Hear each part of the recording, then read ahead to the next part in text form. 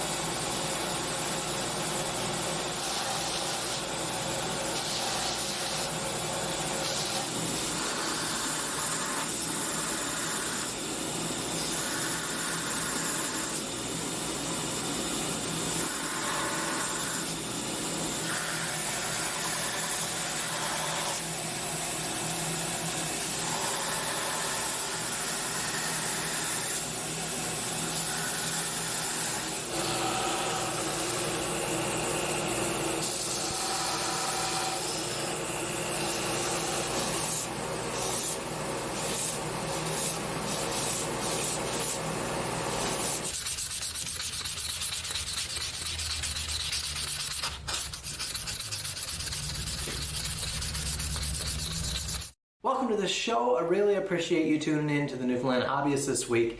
We're going to be continuing with a build we've already done 2 episodes on. If you haven't seen the first 2 episodes, we'll catch you up right now. We began by drawing some designs on some 01 tool steel. We then cut and finished ground that to our desired shape.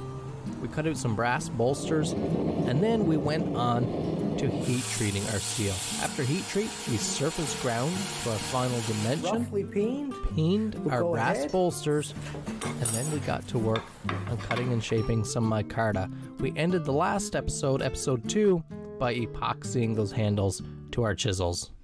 Now that you're up to speed, we're going to continue on. I have been hand sanding these chisels until we've gotten to the point we're at right now, which is we're ready to buff them, and that's when the handles will really come alive. Let me show you what we have right now.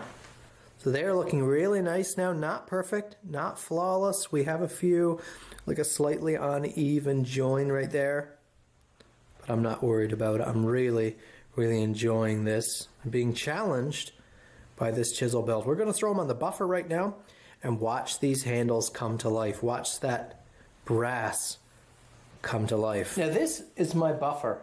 And a buffer is a little bit different than a bench grinder. It generally has longer arbors, more slender chassis to be able to maneuver parts around, because you're trying to do more than just grind a surface like a bench grinder, which can be a little more stout and closed on, because you only really want to get to that one portion of the wheel. Now, buffing really changed the efficiency of my ability to work when I bought one. Without having a buffer, you have to sand material like brass to a very high grit to get a polished surface, up to 2000 and above, and then hand buff with a cloth or something with a little bit of compound. This right here now is only a 400 grit sanding finish. Actually 600, sorry. This is a 600 grit, so I skipped 3 or 4 sandpaper steps, which saves money, but especially saves time. We can go onto a wheel like this with a compound, and a compound is what does your work. You can choose your wheel based on the type of polishing you're going to do. This is a spiral sewn wheel. It's like a flannel material, so it's pretty hard. You can see that last stitching is pretty close to the edge. We're left with a pretty hard wheel here. You can actually cut out those lines of stitching if you want your wheel to be a little bit more soft. Over here, we have a more loosely sewn wheel, and that gives us something a little more pliable for a finish coat. You can also get wheels that only have 1 row of stitching right inside. You have a very open, loose cotton wheel for very delicate tasks, like if you were doing a brass lamp or something that you just wanted a really light buff on. Your compound then comes in different grits as well.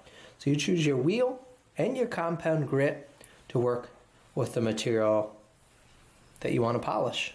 So let's get started here. I have a rouge, a little polishing compound on this kind of hard wheel here. Let's give the brass a scrub. I love this machine, it's so quiet.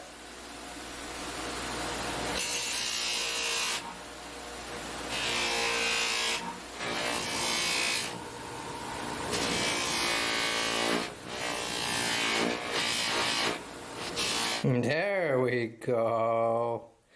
I didn't buff the micarta.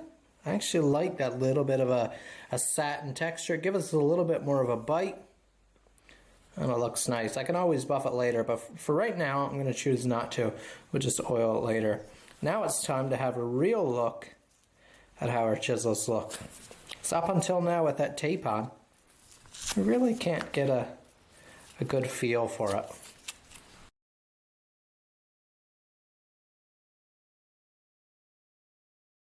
So here we are, polished, finished, sanded. We have no edges, still just a square or a 90 here on the end. But look at that black forged finish. Oh my goodness, butted into that brass. Look at that, 3/16, what a chunk of steel. These feel incredible in the hand. You know, chisel handles are round, but if you shape your hand, it's not round, is it? It's this shape. That's the shape your hand makes. It feels so good. Really happy. Now we'll go ahead. I'm going to go ahead and rough grind all these chisel edges close to bevel. And we'll finish them later on the stones. You have to watch now that you don't heat this back up.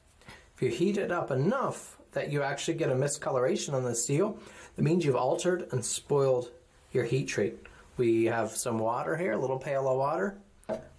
We'll keep our hands close to the edge, monitor temperature carefully.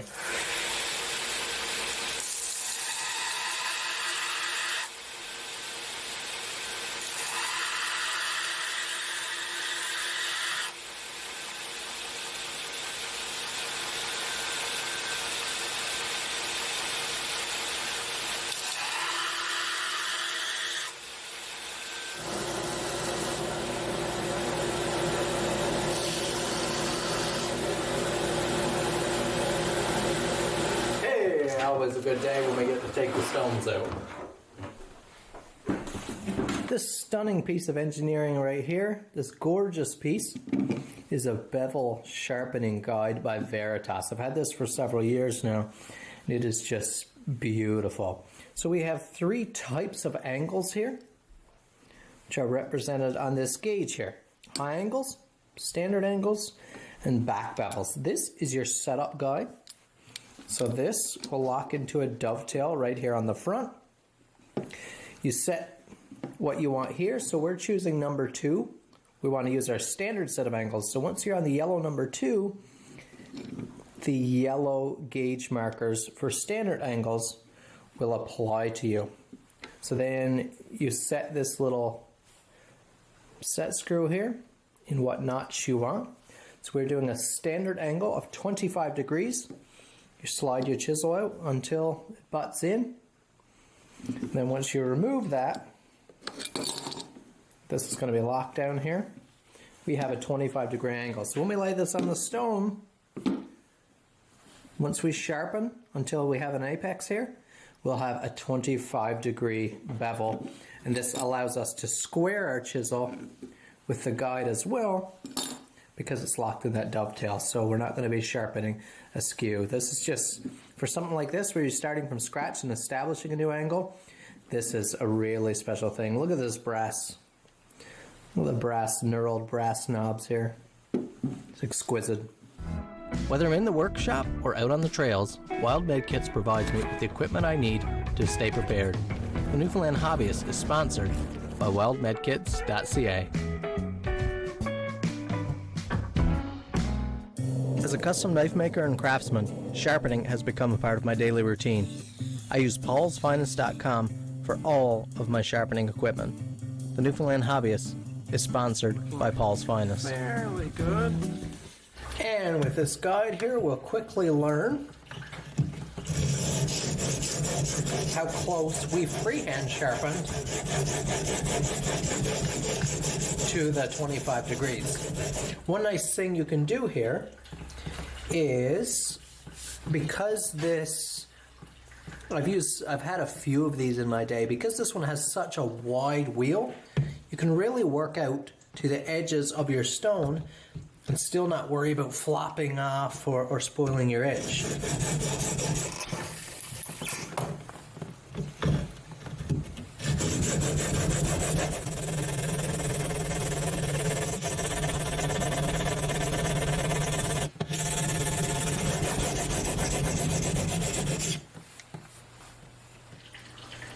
So here's what we have here right now. That's that 240 grit ceramic. So a nice square edge. You can see a little bit of mixing there from the few scratches we did on the back to help remove that burr. But this is a very coarse, sharp edge here. Now we'll start working that in. As I said, quite quickly, we'll start with a 400 grit superstone, which is a huge step up seemingly from that last stone, the 240 ceramic, which is a very aggressive cutter. The Shapton 1000 ceramic. This would be plenty for one of these chisels. Now this is my last stage here, which is a 2000 grit. This is the Nanawa Aotoshi, which is just an incredible stone. You can see the thickness of it here. It's just, you would get a lot of sharpening sessions off of a stone like this. But this is a beautiful polishing stone. I could obviously go a lot higher for a perfect mirror polish, but I'm a reasonable guy, and this is a beautiful finish for something like this. Beautiful, not too fine to be, I mean, a flawless mirror polish, but this will be a beautiful mirror polish. Just a little bit of work on the back here now, just to help remove any burr. The last step here is a few passes on a strap. This is a piece of leather with compound, rough-sided leather, wore in nicely. You see, this is the same compound that I use on my buffing wheels there, on the polishing machine. And this is one way that I used to polish brass before I got a buffing machine. A piece of leather like this with some polish worked in, polishing compound. You can easily go about buffing brass. If you have just a knife with some brass bolsters or something, you'd like to keep it in tip-top shape, you don't have to go and buy a bench buffer. You can use a rag or a piece of leather or a strap like this with some compound. You can do a great job. And there we go. This chisel is finished sharpened. You can see a couple very slight angle change. You can see that micro bevel we put on the end there is a slight change in bevel from the main. It's actually more square, so I'm not sure if we had worked out of square or what, but wowzers. That is a sharp chisel. What a fine tool. Oh boy, that was a lot of work, but have a look at that.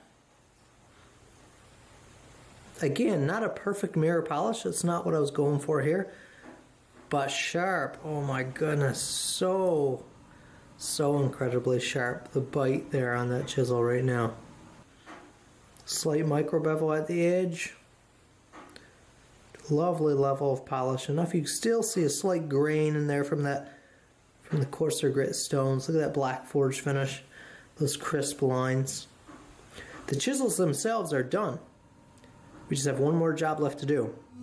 For the beginner and advanced sharpener, the Edge Pro sharpening system makes it easier for you to get razor sharp edges every time. The Newfoundland Hobbyist is sponsored by Edge Pro Inc.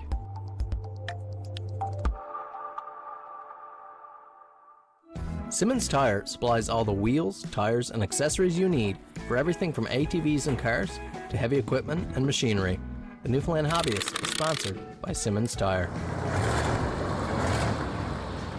Now we're getting on to the leather work, the final portion. We have our chisels ready those fresh razor edges. We've got to keep them safe. Now I've got them laid over there on a piece of leather. We don't want we don't want to get them dinged up, get those edges dinged up, bumping into stuff, and we don't want to accidentally be cutting ourselves on them, not realizing they're sitting there. So they're back out of the way. I've got a couple templates drawn up. We're going to do some leather work. Now, leather work is such a beautiful hobby. It allows you to improve on so many other skills and improve so many of your tool sets. Because we're building a set, for just as an example, we're building a set of custom chisels here right now. We're building them from scratch and we want to protect them. But when you go and buy any chisel set from the store, even a real nice set of Stanley Sweethearts or something like that, they don't come with edge protectors. And I'm not saying edge protectors are 100% essential for a chisel set, but they are for a lot of things.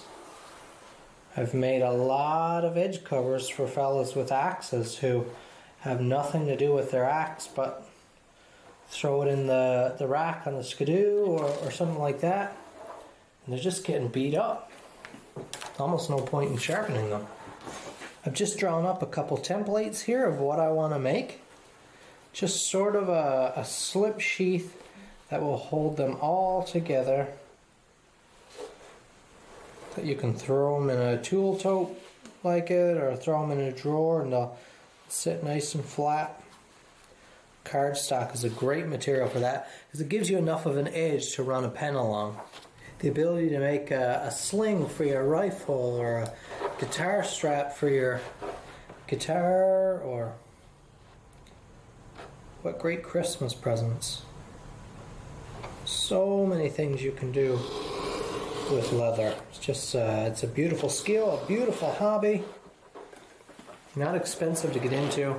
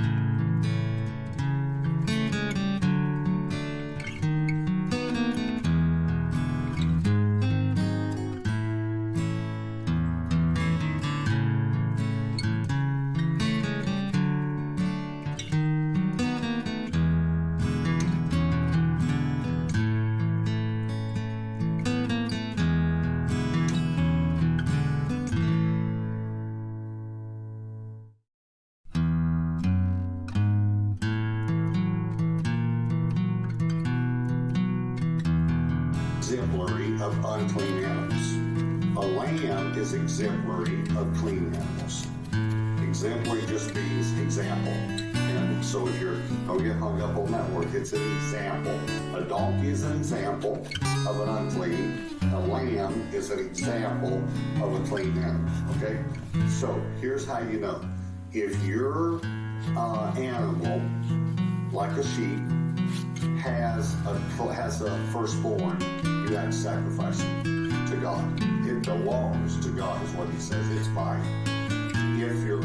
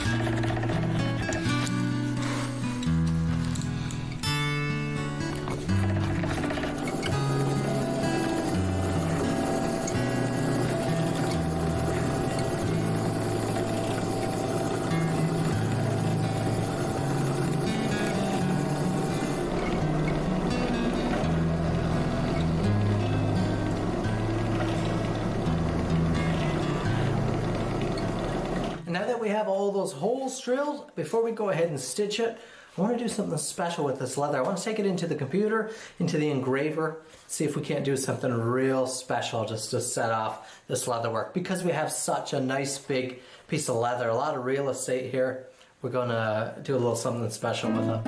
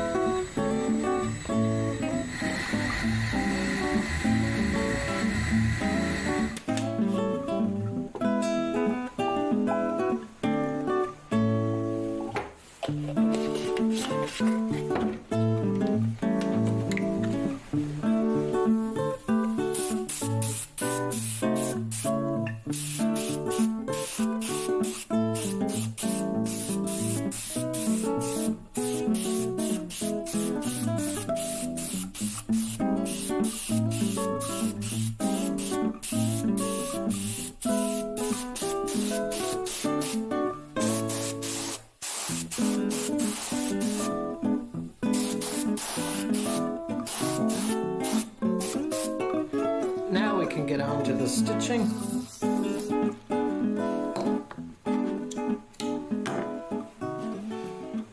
Everything is stitched by hand. This is the part that requires lots and lots of patience.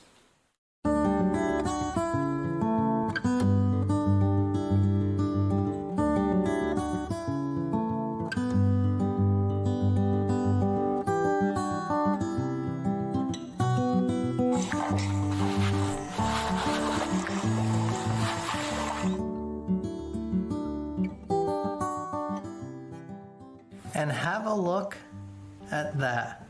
Our completed set. That is 4 chisels, right from 1 inch down to 1/4 inch. Again, they are not perfect. Actually, see we have a pin slightly revealed right there. I'll have to re-peen that a little later on.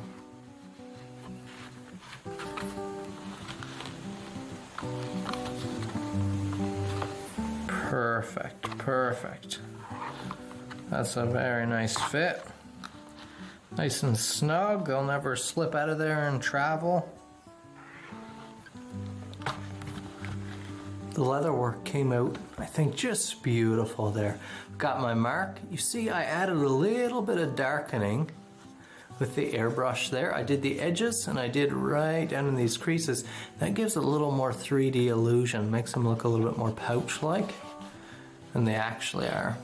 Of course, we had to wedge the welt here to give enough opening for these chisels to sit down in there. Strong, heavy leather. And then, of course, our beautiful chisels. Polished, sharpened and stropped. Brass bolsters, this is micarta. I'm just really pleased with what we were able to do here. Thanks so much for following along with another build series. I really hope you learned something, but at least I hope you were entertained. This was a challenging project for me, something different outside of my wheelhouse. And like I said at the beginning, something I've been wanting to do for a few years. So it's always a very nice bit of joy and satisfaction when you get to put an idea up here into something that you can hold on here. So I really hope you enjoyed it. I want to give a big shout out to the sponsors. They help make this show possible, and I'm really appreciative of their support. If you guys can support them, if you're in need of any of their products or anything like that, it would be great if you could go and support their businesses as well. Thanks so much for watching. As always, make sure you tune in next week to the Newfoundland Hobbyist.